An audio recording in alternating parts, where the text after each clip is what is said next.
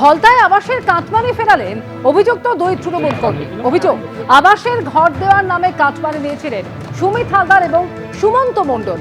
উপভোক্তাদের কাছ থেকে 8 থেকে 10,000 টাকা করে নেওয়া হয় বলে অভিযোগ। পালা বদলের পর সেই টাকা ফেরত দিলেন অভিযুক্ত দুই তৃণমূল কর্মী। ঘরের জন্য যে টাকা নিয়েছিলাম সেটা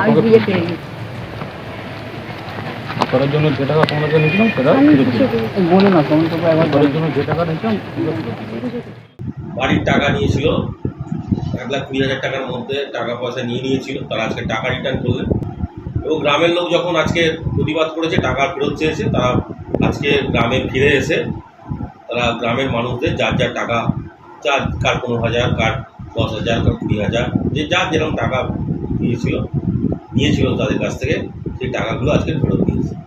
শুধু এই দেবীপুর অঞ্চল নয়, হলতায় বিভিন্ন অঞ্চলে এরকমভাবে টাকা তোলা হয়েছে। তোলাবাজির অভিযোগে ধৃত সব্যসাচী দত্তকে নিয়ে তল্লাশি পুলিশের। বিধাননগর পৌর নিগমের 31 নম্বর ওয়ার্ডের কার্যালয় তল্লাশি, খুলে দেখা হলো কার্যালয়ের বিভিন্ন ঘর।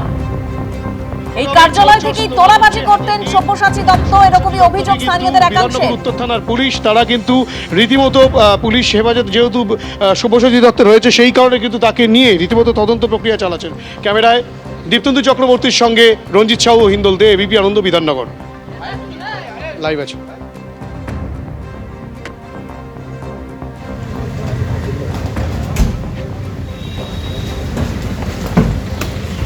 সরাসরি চলে যাবো, আমাদের প্রতিনিধি হিন্দল দে রয়েছেন। হিন্দল, তুমি যেরকম বলছিলে চোর চোর স্লোগান তারা দিচ্ছেন এবং যে চিত্র একেবারে তোমাকে দেখাবো সেই ছবি। বাইরে কিন্তু মানুষজন হাতে শুধু রীতিমতো ডিম নিয়ে রয়েছেন, এখানে চোর চোর স্লোগান তারা দিচ্ছেন।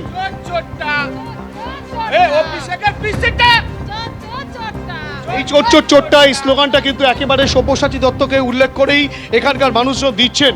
এবং যে ছবি দেখাবো, ক্যামেরাম্যান দীপ্তেন্দু চক্রবর্তীকে বলবো দেখাতে, সব্যসাচী দত্ত ইতিমধ্যেই যাকে বিধাননগর উত্তর থানার পুলিশ তোলাবাজির অভিযোগে গ্রেফতার করেছে, সেই সব্যসাচী দত্তের পুলিশ হেফাজত হয়েছে এবং সেই পুলিশ হেফাজত থাকাকালীন তাকে তদন্ত প্রক্রিয়া চলার জন্য এবং সেই তদন্ত প্রক্রিয়াকে এগিয়ে নিয়ে যাওয়ার জন্য পুলিশ কিন্তু বিধাননগর পৌর নিগমের 31 নম্বর ওয়ার্ডের যে কার্যালয় রয়েছে সেই কার্যালয়ে কিন্তু নিয়ে এসে তদন্ত প্রক্রিয়া চালাচ্ছেন।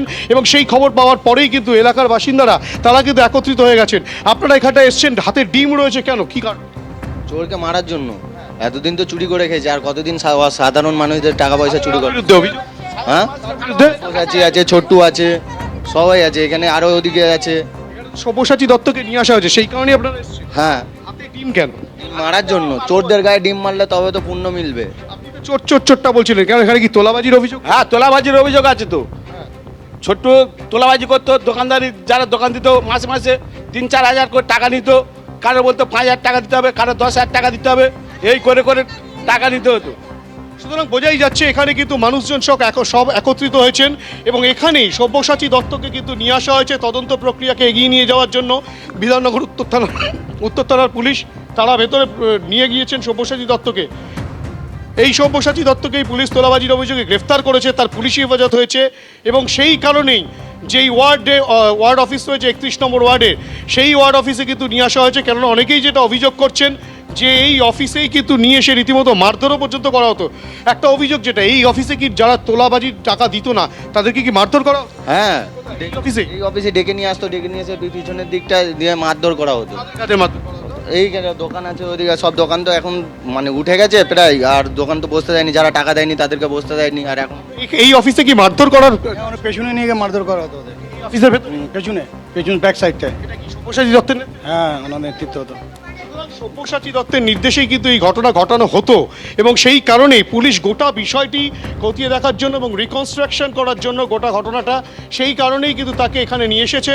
তদন্ত প্রক্রিয়া চলছে, সেই ছবি কিন্তু উঠে আসছে। ক্যামেরা পার্সন দীপ্তেন্দুকে আরও একবার বলবো ছবিটা দেখাতে।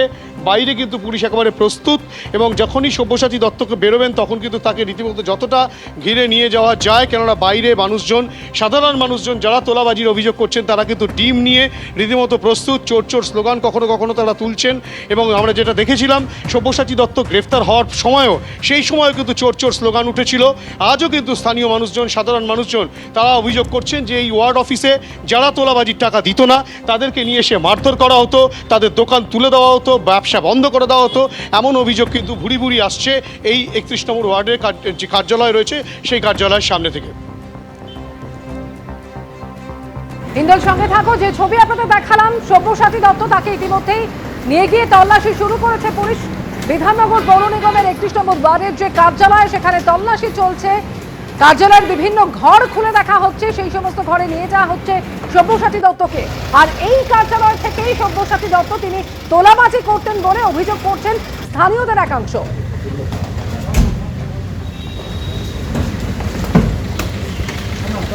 বিজেপি কর্মীদের বলবো, এই যে ডিম ছড়া অমুক তমুক, এগুলো দয়া করে এই ধরনের সংস্কৃতিটা চালাবেন না। যে যাদের আপনি ছুঁড়ছেন দুম করে রেগে গিয়ে বিদ্রোহী হয়ে গেল, বিদ্রোহী হয়ে আপনার ওখানে গিয়ে বসে রইল। ফলে আপনি যে এতদিন ধরে বিজেপি করলেন, বা ওই এলাকার যে বিজেপি নেতারা এতদিন ধরে আপনাদের দল করেছেন, দেখবেন এই সমস্ত অতৃপ্ত আত্মা তৃণমূলগুলো সেখানে গিয়ে হাজির হবে। নিজে ভাবে ওয়াশিং মেশিন, ওখানে গেলে বেঁচে যাবে, চলে যাবে। তাহলে আপনাকে তখন এই ডিমটাই আবার অমলেট করে খাওয়াতে হবে দাদা বা দিদিকে। ফলে দয়া করে একটু এইগুলো একটু ভেবে নেবেন। এবিপি আনন্দ, এগিয়ে থাকে, এগিয়ে রাখে।